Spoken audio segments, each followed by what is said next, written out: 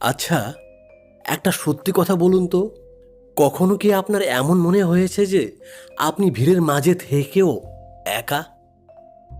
আপনি কথা বলছেন, কিন্তু কেউ আপনার কথা মন দিয়ে শুনছে না।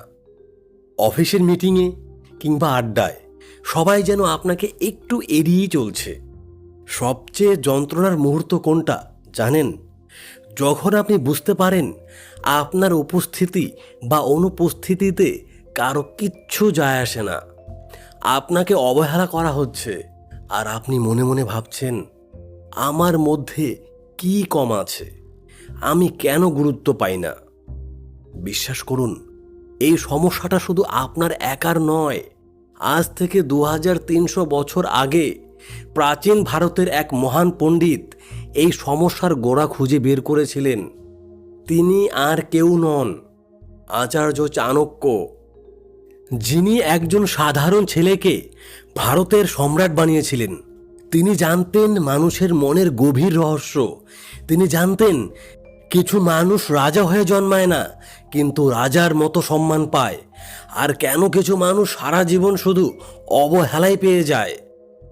আজকের এই ভিডিওতে আমি চাণক্যের সেই 4টি অমূল্য সিক্রেট আপনাদের সাথে শেয়ার করব। এগুলো কোনো সাধারণ মোটিভেশনাল কথা নয়, এগুলো হলো হিউম্যান সাইকোলজির চরম সত্য। যদি আপনি মনে করেন জীবন থেকে অবহেলা শব্দটি মুছে ফেলার সময় এসেছে, তাহলে আগামী কিছু মিনিট আপনার জীবনের মোড় ঘুরিয়ে দিতে পারে। চলুন সেই রহস্যের জট খোলা যাক। মূল আলোচনায় যাওয়ার আগে চাণক্য সম্পর্কে দুটো কথা না বললেই নয়, কারণ যার উপদেশ শুনবেন তার যোগ্যতা জানাটা জরুরি। চাণক্য, যাকে আমরা কৌটিল্য নামেও চিনি, তিনি ছিলেন তক্ষশিলা বিশ্ববিদ্যালয়ের তুখোড় অধ্যাপক। কিন্তু শুধু বইয়ের পাতায় তিনি সীমাবদ্ধ ছিলেন না, তিনি ছিলেন এমন এক মাস্টার মাইন্ড যিনি নিজের অপমানকে শক্তিতে পরিণত করেছিলেন। নন্দবংশের রাজা যখন তাকে অপমান করে দরবার থেকে বের করে দিয়েছিলেন, তখন তিনি তার শিখা বা টিকি খুলে প্রতিজ্ঞা করেছিলেন, এই রাজবংশ ধ্বংস না করা পর্যন্ত তিনি থামবেন না। এবং তিনি সেটা করেছিলেন, শুধু বুদ্ধি দিয়ে, অস্ত্র দিয়ে নয়, তিনি যুদ্ধ জিতেছিলেন মগজ দিয়ে। তিনি তার জ্ঞান লিখে গেছেন চাণক্য নীতি এবং অর্থশাস্ত্রে। সেখানে তিনি স্পষ্ট বলেছেন, যে নিজেকে সম্মান করতে জানে না, জগৎ তাকে পায়ের তলায় পিষে ফেলে। তাহলে চলুন আর দেরি না করে সরাসরি চলে যাই সেই 4টি মূল স্তম্ভে, যা আপনার ব্যক্তিত্বকে ইস্পাতের মতো মজবুত করবে। প্রথম শিক্ষা, নিজের ভ্যালু বা মূল্য তৈরি করুন। চাণক্যের প্রথম এবং সবচেয়ে গুরুত্বপূর্ণ শিক্ষা হলো, আপনার আচরণই ঠিক করে দেয় আপনি কতটা সস্তা বা দামি। শুনতে কড়া লাগছে, তাই না? কিন্তু এটাই বাস্তব। চাণক্য বলেছেন, সোনা যদি কাদায় পড়ে থাকে তবুও তা সোনা, কিন্তু আপনি যদি নিজেকে কাদা মনে করেন, কেউ আপনাকে তুলে পরিষ্কার করবে না। একটা দৃশ্য কল্পনা করুন, আপনার পরিচিত দুজন মানুষ। একজন যে সব সময় সবার জন্য অ্যাভেলেবেল, যখনই ডাকেন তাকে পাওয়া যায়, তার নিজের কোনো কাজ নেই, নিজের সময়ের কোনো দাম নেই, আপনি তাকে যা খুশি তাই বলতে পারেন, সে হাসি মুখে মেনে নেয়। আর দ্বিতীয়জন যে খুব মেপে কথা বলে, যার একটা নির্দিষ্ট সময় আছে, সে সবার সাথে মেশে না, কিন্তু যখন কথা বলে যুক্তি দিয়ে বলে, সে না বলতে জানে। এখন বলুন তো, আপনি মনে মনে কাকে বেশি সম্মান করেন? নিশ্চয়ই দ্বিতীয়জনকে। কেন? কারণ স্কারসিটি ক্রিয়েটস ভ্যালু। যা সহজে পাওয়া যায় মানুষ তার কদর করে না। আমরা অনেকেই এই ভুলটা করি। আমরা ভাবি সবার সব কথা শুনলে, সবার সব আবদার মেটালে মানুষ আমাদের ভালো মানুষ বলবে। ভুল। মানুষ আপনাকে ভালো মানুষ বলবে না, মানুষ আপনাকে ব্যবহারযোগ্য ভাববে। চাণক্য শিখিয়েছেন, নিজের সীমানা বা বাউন্ডারিজ তৈরি করুন। 1. না বলতে শিখুন। যদি কেউ আপনার সময়ের অসম্মান করে, ভদ্রভাবে কিন্তু দৃঢ়ভাবে না বলুন। 2. নিজের প্রতি যত্নশীল হন। আপনি কিভাবে পোশাক পরছেন, কিভাবে কথা বলছেন, এগুলো আপনার প্রতি মানুষের দৃষ্টিভঙ্গি তৈরি করে। অপরিচ্ছন্ন অগোছালো মানুষকে কেউ দায়িত্ব দিতে চায় না। 3. নিজের ঢাক নিজে পেটাবেন না। আমি এটা পারি ওটা পারি এসব বলে বেড়াবেন না। আপনার কাজ দেখে মানুষ বুঝবে আপনি কে। মনে রাখবেন, আপনি নিজেকে 5 টাকার নোট ভাবলে পৃথিবী আপনাকে 10 টাকার সম্মান দেবে না। আয়নার সামনে দাঁড়িয়ে আজই নিজেকে প্রশ্ন করুন, আমি কি নিজেকে যথেষ্ট সম্মান করছি? দ্বিতীয় শিক্ষা, নীরবতার মহাশক্তি। এবার আসি দ্বিতীয় শিক্ষায়, এবং সত্যি বলতে এই গুণটা যার মধ্যে আছে সে রাজত্ব করার যোগ্যতা রাখে। চাণক্য বলেছেন, বোকারা চিৎকারে শক্তি ক্ষয় করে, আর বুদ্ধিমানরা নীরবতায় শত্রু নিধন করে। আজকের যুগে আমরা মনে করি যে যত বেশি কথা বলে সে তত বেশি স্মার্ট। সোশ্যাল মিডিয়ায় স্ট্যাটাস দেওয়া, মিটিংয়ে অকারণে তর্ক করা, নিজের প্ল্যান সবাইকে বলে বেড়ানো, এটা আমাদের অভ্যাসে পরিণত হয়েছে।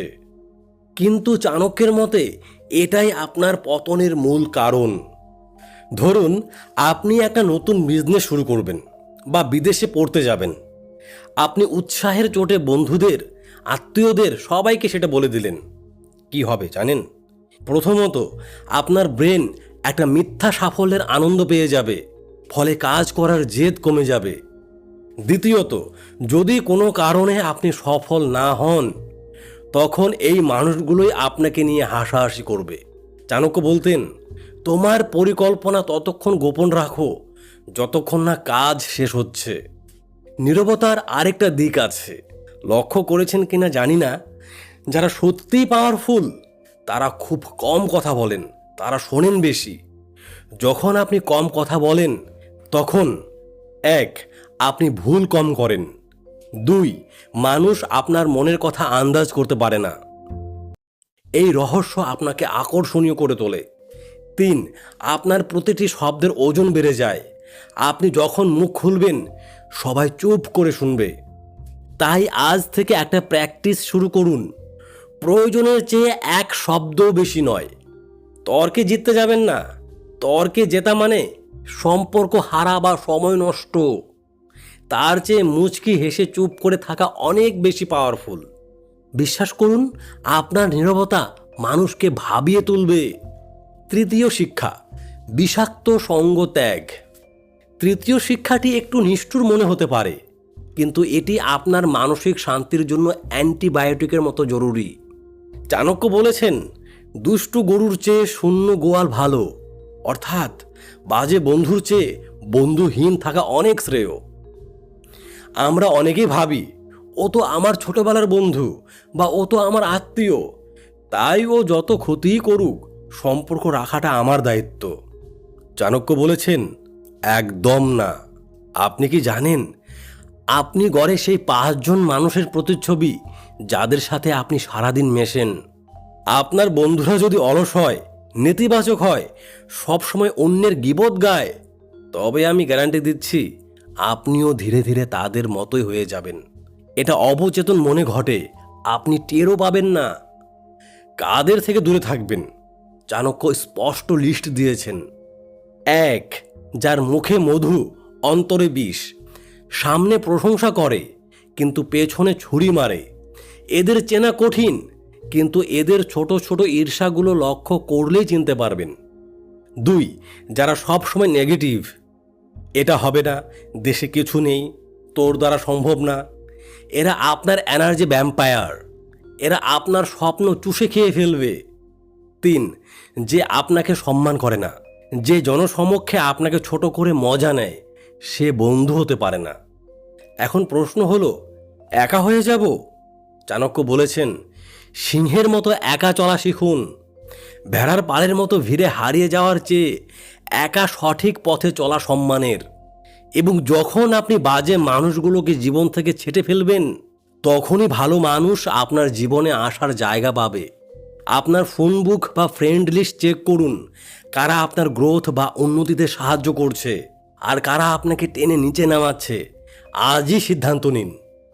চতুর্থ শিক্ষা, কাজ এবং যোগ্যতা।